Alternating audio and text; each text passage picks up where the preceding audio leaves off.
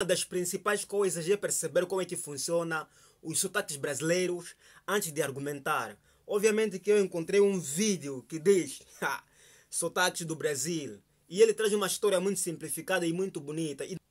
Por que é que existem tantos sotaques no Brasil? O que não falta são variações da nossa língua portuguesa. E nesse vídeo a gente vai explicar a origem de algumas delas. Mas eu já adianto. Aqui existem também essas variações linguísticas, que cada tribo vai tendo o seu sotaque. Alguns vão tendo sotaque podre, alguns vão tendo sotaque bonito. E é assim mesmo como funciona. Olhando que temos 11 províncias aqui no nosso país. Não tem jeito certo ou errado de falar nessa história não.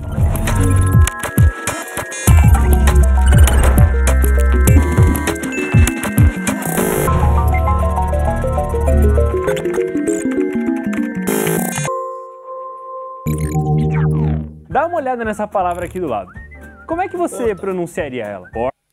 Porta, claro. Porta ou porta? E essa aqui?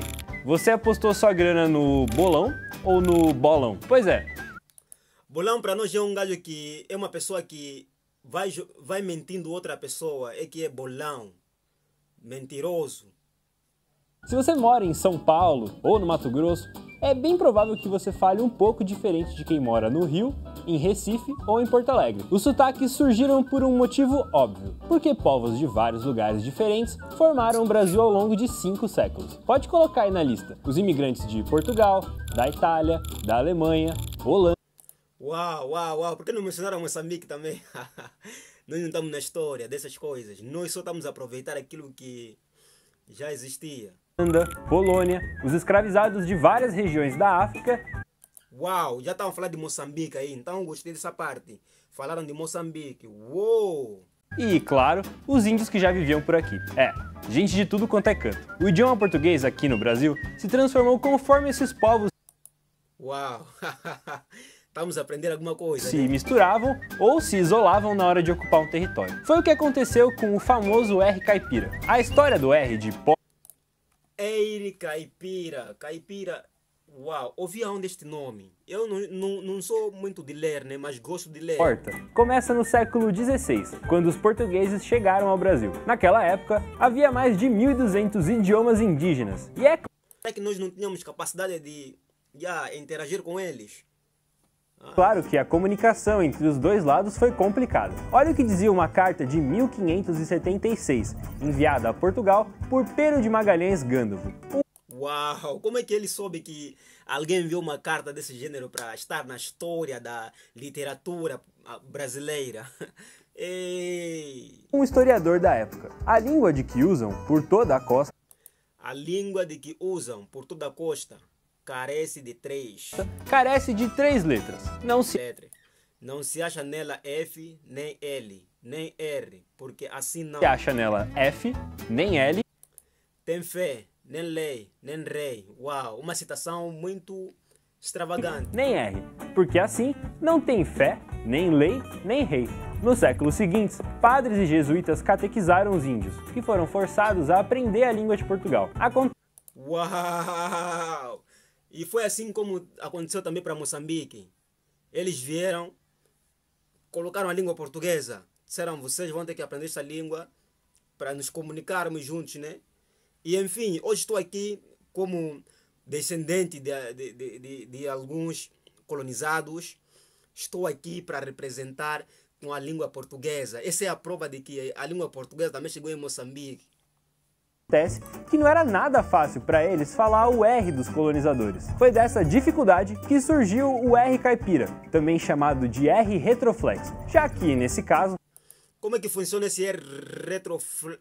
Isso mesmo. A língua faz uma retroflexão, indo até o fundo da boca. Você já tinha reparado nisso? O cachorro foge porque a porta está sempre aberta. Esse tipo de pronúncia 100% brasileira se espalhou pelo país graças aos bandeirantes paulistas. Uau.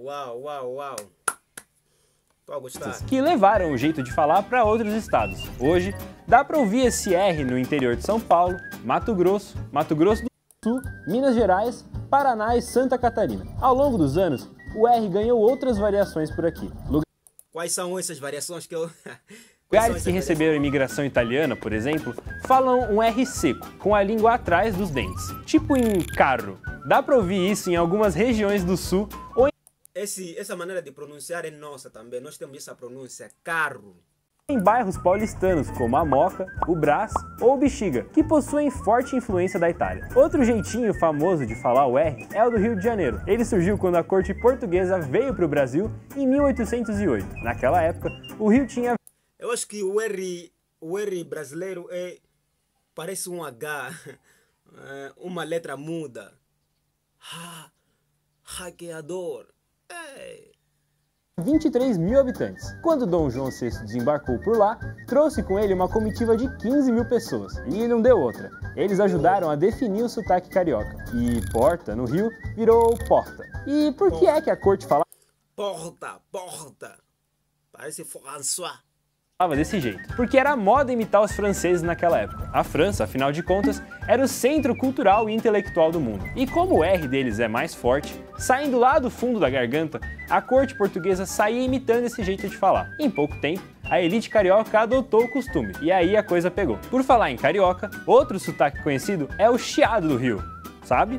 Esqueci o isqueiro na esquina da escola. Assim como o R, o culpado pelo S com o som de SH foram os portugueses, já que eles falavam com chiado desde sempre. Ele não só pegou no Brasil inteiro, porque em várias regiões mal se falava português. Uou. Claramente, claro. Que aqui também tem regiões que até então não... o português chegou, só que não há uma comunicação assim excessiva. É o caso de São Paulo. Os próprios colonizadores ali falavam um dialeto derivado do Tupi-Guarani, que não tem o S chiado. Outra cidade cheia desse chiado é Florianópolis. A ilha tem um sotaque próprio, aliás.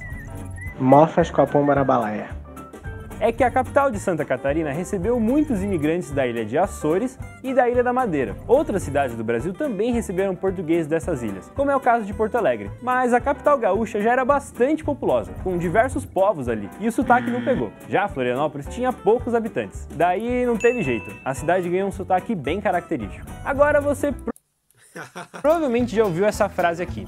Leite quente dá dor nos dentes. Pois é, esse é o sotaque Eu ainda não ouvi esta frase. Ainda não ouvi, não. típico do Paraná. O estado virou um polo intenso de imigração a partir do século XIX. E essa maneira de falar dele está totalmente ligada a isso. É que o Paraná recebeu uma quantidade particularmente grande de imigrantes ucranianos e poloneses. E a falta de vogais nesses idiomas estimulou uma pronúncia mais pausada de letras como o E. Daí a dor no dente. Mas não é só no Paraná que vogais depois de T ou D recebem variações. Em Pernambuco, na Paraíba e no Rio Grande do Norte, a língua vai atrás dos dentes na hora de falar essas letras. Uma mudança sutil, mas que faz diferença. Uau, muita diferença mesmo, muita diferença.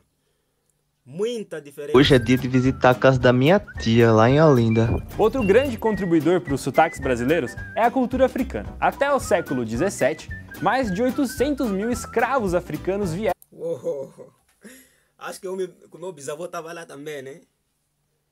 Acho eu. para o Brasil. E sem dúvidas isso deixou marcas no nosso português. Tirar o R do final de algumas palavras, como em calor, que vira calor, ou tirar vogais, como em cheiro, que vira cheiro, são coisas que aparecem com frequência em dialetos africanos. E como essas formas simplificam em muitos casos a maneira de falar, acabaram se popularizando no dia a dia em boa parte do território nacional. A diversidade do nosso português é enorme e não tá só na maneira de falar não. Existem inúmeras coisas que, dependendo da cidade onde você tá, recebem nomes diferentes. Como que você chama isso aqui? Semáforo. É semáforo, nós chamamos de semáforo. Farol, sina. Para sina nós também falamos, né? Mas tipo, é algo abreviado mais, né? Quando estamos aí entre gajos assim, fazidos. Semáforo, farol, sinaleira, luminoso e esse bichinho aqui.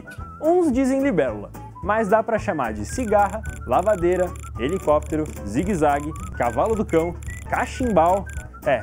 Não dá pra ver tudo isso numa aula de português, muito menos num único vídeo. Mas todas essas variações da língua estão mais... Exato, concordo, mas deu para aprender alguma coisa com base com o que O Super Explica falou. Mais do que certas. Afinal, idiomas estão sempre evoluindo. E se as pessoas conseguem se comunicar, então tá valendo. Que outro assunto você quer ver aqui no Super Explica? Escreve aí nos comentários. E não deixa de se inscrever no nosso canal. Já ouviram, né? Se inscrevam.